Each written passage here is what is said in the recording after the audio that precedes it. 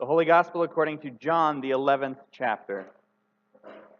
Once again, this is very long, so don't feel bad if you have to take a seat midway through. Now, a certain man was ill, Lazarus of Bethany, the village of Mary and her sister Martha.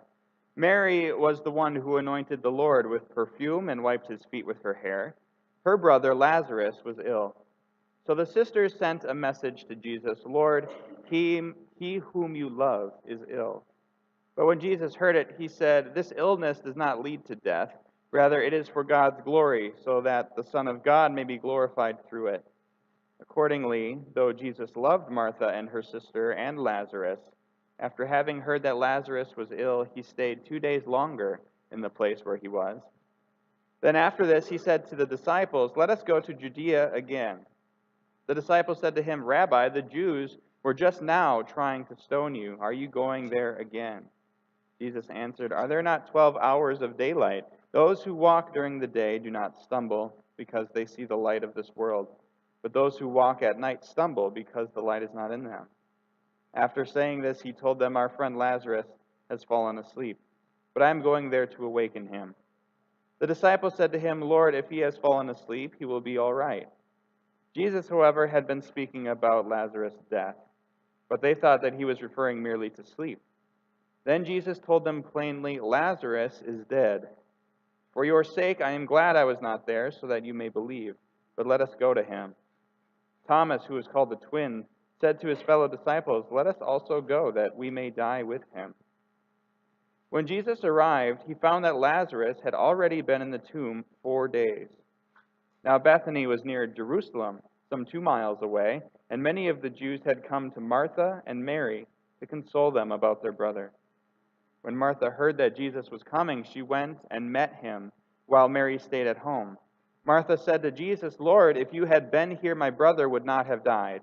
But even now I know that God will give you whatever you ask of him." Jesus said to her, "Your brother will rise again." Martha said to him, "I know that he will rise again in the resurrection on the last day." Jesus said to her, "I am the resurrection and the life. Those who believe in me, even though they die, will live. And everyone who lives and believes in me will never die. Do you believe this?" She said to him, "Yes, Lord. I believe that you are the Messiah, the Son of God, the one coming into the world." When she had said this, she went back and called her sister Mary and told her privately, "The teacher is here and is calling for you." And when she heard it, she got up quickly and went to him. Now Jesus had not yet come to the village, but was still at the place where Martha had met him.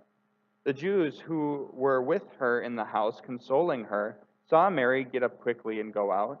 They followed her because they thought she was going to the tomb to weep there. When Mary came where Jesus was and saw him, she knelt at his feet and said to him, "Lord, if you had been here, my brother would not have died."